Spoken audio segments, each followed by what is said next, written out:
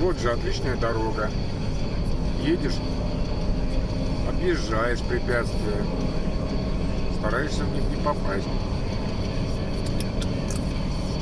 А вот там ехал сейчас, там взяли и заделали все ямы. Зачем заделали, непонятно.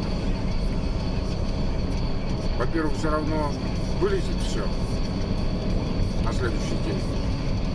Потраченный зря материал. А так вот, едешь и объезжаешь.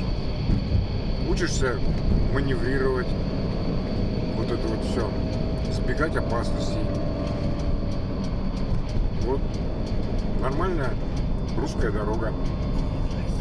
Зачем что-то ремонтировать, непонятно. Зачем такие непонятные дороги строить. Вот пробочка, пожалуйста, потому что там очень большая яма, и ее все не могут объехать. Вот и все. Вот нормально же, нормально.